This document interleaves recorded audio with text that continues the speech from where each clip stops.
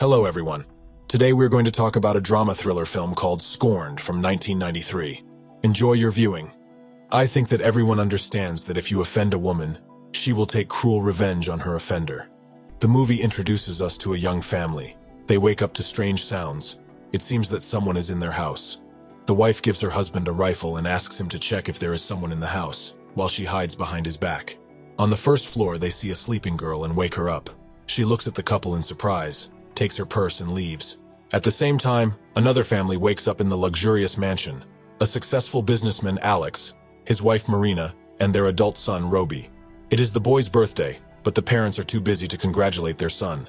The maid brings him a birthday cake, and he blows out the candles on the cake. Afterwards, Roby goes to school. He notices a pretty classmate and asks her out, but the girl already has a boyfriend and turns him down. Upset, Roby gets in his car and drives back. Let's go back to couple number 1. This couple's name is Truman, and they are also on their way to work. The man shows his wife his new purchase, namely a luxurious red car. The woman is not sure that they can afford such an expensive car, but the man assures her that he will soon get a promotion and will earn a lot of money. Truman comes to work and discusses business issues with his assistant. Obviously, his business is not going as well as he told his wife. He notices the same Alex Weston at work and is very worried about it. After work, Weston returns home. His maid tells him that Roby has skipped school again, and his father scolds his son for his irresponsibility.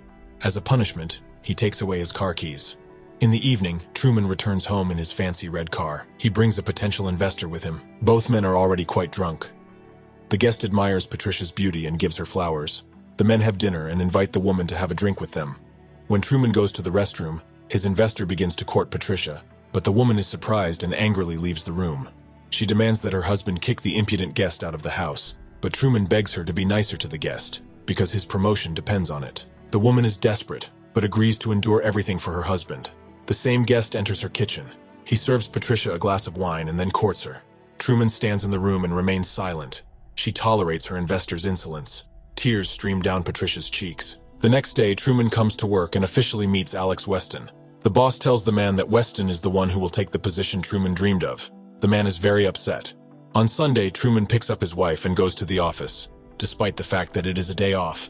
He passes the cleaning lady and locks himself in his office. A second later, a shot is heard. The cleaning lady looks into the office and sees that Truman has committed suicide. She screams in horror. Patricia is told the terrible news, and she sobs with grief. She puts on a black outfit and goes to the very building where her husband worked. His boss meets her there and tries to support the unhappy widow. Suddenly, the woman notices Mr. Weston in the company of the same man who had been hitting on her last night. They both look very happy. Patricia enters her husband's former office. It belongs to Weston now. She finds Truman's personal belongings in a box and sees that there is a new photo of Weston's family on the windowsill. The woman is sure that this man got his new position by dishonest means.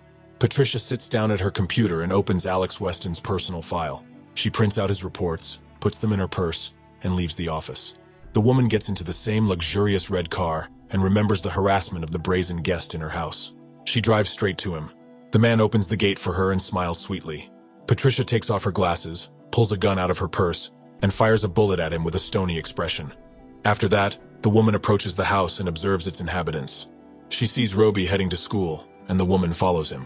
Patricia goes inside and lies to the administrator that she and her husband have recently moved here and are looking for a school for their daughter. While the employee looks for the necessary documents, the woman steals some papers from the desk. In the evening, Patricia furiously types something on a typewriter and whispers that she will destroy Alex Weston and his entire family.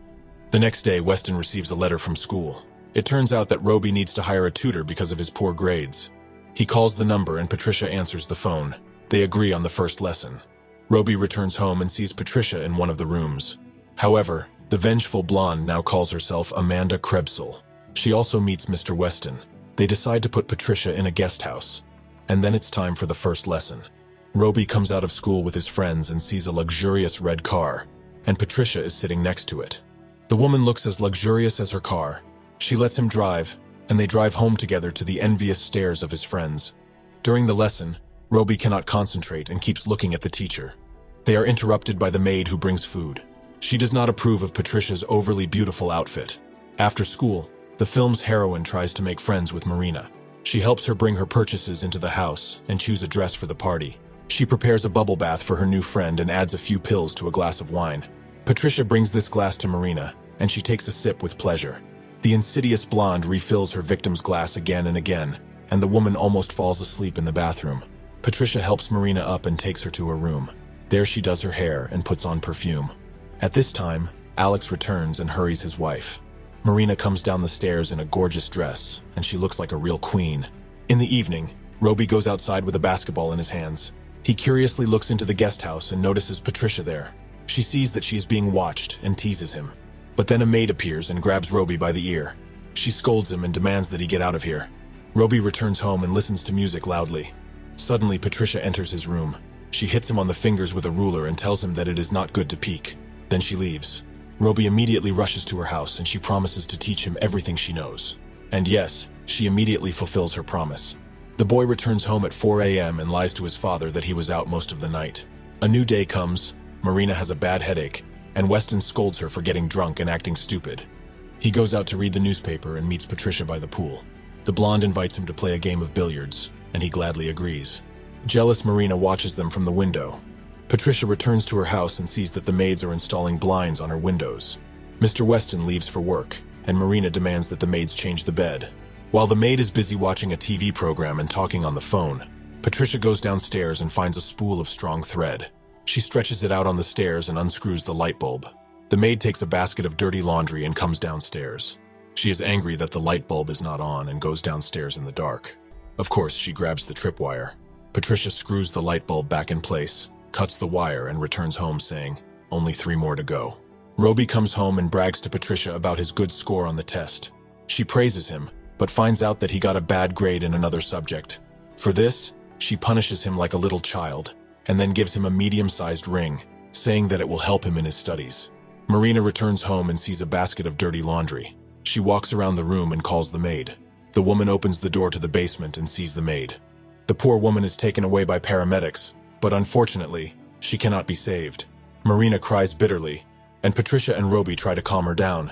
In the evening, the insidious blonde comes to Mr. Weston again and tries to interest him. At first, the man does not want to cheat on his wife, but he does it anyway. Roby looks out the window and sees his teacher having fun with his father. This does not make him happy at all. At night, Mr. Weston goes out to the pool, and Roby appears behind him. He tells his father that he saw everything and leaves the house. In the morning, Patricia makes Mr. Weston coffee and tells him that Marina is not feeling well. When the man leaves for work, our vengeful Patricia puts pills in Marina's drink and orders a new batch of medication. Patricia brings the woman a cup and forces her to drink it all. After that, she begins to court her. It seems that Patricia has decided to set a personal record. They are interrupted by Roby, who skips school and scolds his mother for not taking care of him. The woman is desperate, and Patricia demands to apologize to her mother. She lies that last night in the billiard room Mr. Weston did everything without her permission, and the naive boy naturally believes her. Patricia begins to perform the duties of a maid, cleaning and ironing shirts. She brings Marina a woman's earring and lies that she found it among Alex's things. The man comes home late and he and his wife immediately start fighting. Alex drags his wife into the bathroom and turns on the water to bring her to her senses. The woman is sobbing, and Roby listens in horror. The next day, Mr. Weston throws away his wife's pills and pours himself a cup of coffee. Roby appears. A scandal also begins between father and son, which escalates into a fight. Patricia comes running in, and the men calm down. While no one is in the kitchen, the insidious blonde adds new pills to Marina's medicine cabinet. She sees that the woman is feeling worse, and hands her a cup of tea. After drinking it, Marina feels dizzy and drops the cup. At night, Roby comes to visit Patricia. It is their last night together, as he is leaving for summer school, and Patricia is following him. In the evening, the phone rings in the house. Marina picks up the phone, but the unknown caller is silent. At this time, a thunderstorm begins, and Marina is very scared. She locks all the doors and is frightened by every sound. Suddenly the door opens, but it's Alex who has returned. The woman is screaming and complaining to her husband that someone is chasing her. Alex is sure that she is hallucinating because of the pills. As they turn off the lights, one of the doors opens and Patricia comes out. Mr. Weston can't concentrate on his work. At this time, Marina goes to feed the parrots, but sees them lying on the floor of the cage with no signs of life. After crying and taking a shower, she enters her room and sees Patricia there. The blonde woman demands that Marina drink her tea, and when she refuses and throws the cup away, Patricia hits her in the face. A fight breaks out between the women and they both roll down the stairs. Patricia drags Marina into a room and ties her hands. She puts on a glove and puts something in Marina's mouth. At this point, Alex is going through his office and finds a photo of Truman and his wife. He recognizes his son's teacher in the photo and urgently calls home, but no one answers. Then the man asks his secretary to call the police, and he hurries home. Patricia waits for the pill to take effect. She picks up a knife, and at that moment Alex bursts into the room. He swings his fist, and the blonde woman falls out of the window. The husband unties his wife and bandages her arm. The police arrive, but no one can find Patricia anywhere. In the evening, after taking a shower, Marina comes into the room and sees the same cup of tea again. She freezes in horror, but Alex appears behind her and says that he made her tea. The phone rings in their house and it's Roby. He says that everything is fine.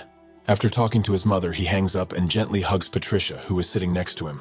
The woman turns off the light, and that's where the movie ends.